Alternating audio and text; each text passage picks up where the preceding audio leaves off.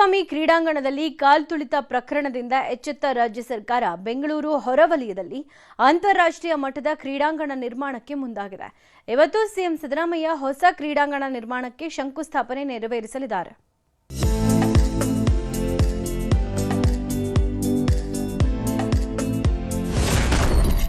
ಅಂತಾರಾಷ್ಟ್ರೀಯ ಕ್ರೀಡಾಂಗಣ ನಿರ್ಮಾಣಕ್ಕೆ ಇಂದು ಅಡಿಗಲ್ಲು.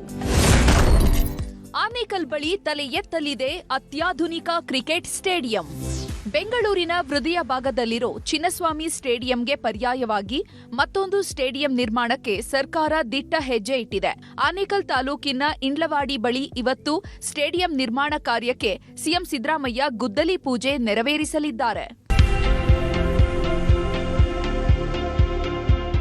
ಕರ್ನಾಟಕ ಗೃಹ ಮಂಡಳಿ ನಿರ್ಮಾಣದ ಸೂರ್ಯನಗರ 4ನೇ ಹಂತದ ಬಡಾವಣೆಯಲ್ಲಿ ಈ ಸುಸರ್ಜಿತ ಅಂತಾರಾಷ್ಟ್ರೀಯ ಕ್ರೀಡಾಂಗಣ ನಿರ್ಮಾಣವಾಗಲಿದೆ.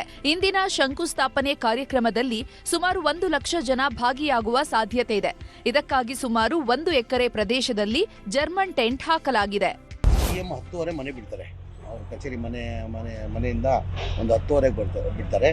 ಒಂದು 11 ಕಾಲಷ್ಟು ಇಲ್ಲಿ ಇಡ್ತಾರೆ. ಮೊದಲೇ ಹೋಗಿ ಅಲ್ಲಿ ಗುದ್ಲಿ ಪೂಜೆನ ಮಾಡ್ಕೊತೀವಿ. ಗುದ್ಲಿ ಪೂಜೆ ಮಾಡ್ಕೊಂಡು ಇಲ್ಲಿ ಸ್ಟೇಜ್ನ ಬರ್ತೀವಿ. ಎಲ್ಲ ಸಚಿವರಿಗೂ ನಾವು ಇನ್ವಿಟೇಷನ್ ಕೊಡ್ತೀವಿ. ಆಲ್ಮೋಸ್ಟ್ ಎಲ್ಲ ಸಚಿವರು ಬರ್ತೀನಿ ಅಂತಲೂ ಹೇಳಿದ್ದಾರೆ. ಬರ್ಬೋದು, ಎಲ್ಲರೂ ಬರ್ತಾರೆ, ಆಲ್ಮೋಸ್ಟ್ ಬರ್ತಾರೆ. ಇಲ್ಲಿ ನಿರ್ಮಾಣವಾಗ್ತಿರೋ ಕ್ರೀಡಾಂಗಣದಲ್ಲಿ ಅಂತಾರಾಷ್ಟ್ರೀಯ ಮಟ್ಟದ ತಂತ್ರಜ್ಞಾನ ಹಾಗೂ ಸುರಕ್ಷತೆ ಹೊಂದಿರಲಿದೆ. ಇದಕ್ಕಾಗಿ ಸುಮಾರು 900 ಕೋಟಿ ರೂಪಾಯಿ ವೆಚ್ಚ ಮಾಡಲಾಗ್ತಿದ್ದು 80,000 ಆಸನ ಸಾಮರ್ಥ್ಯವನ್ನ ಹೊಂದಿರಲಿದೆ. ಐತಿಹಾಸಿಕವಾದಂಥ ಸಭೆ ಇದು ನಡಿಬೇಕು.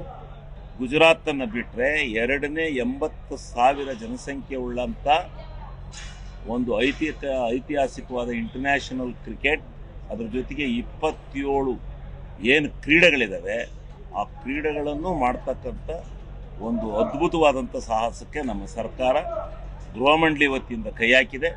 ಇದನ್ನು ಯಶಸ್ವಿಯಾಗಿ ಮಾಡ್ತೇವೆ. ಇಂದು ಆನೇಕಲ್ನ ಇಂಡ್ಲವಾಡಿ ಐತಿಹಾಸಿಕ ಕಾರ್ಯಕ್ರಮಕ್ಕೆ ಸಾಕ್ಷಿಯಾಗಲಿದೆ. ಕರ್ನಾಟಕ ಕ್ರೀಡಾ ಇತಿಹಾಸಕ್ಕೆ ಇದು ಮೈಲಿಗಲ್ಲಾಗೋದ್ರಲ್ಲಿ ಯಾವುದೇ ಸಂಶಯವಿಲ್ಲ. ಆದೂರು ಚಂದ್ರು, ನ್ಯೂಸ್ 18 ಆನೇಕಲ್.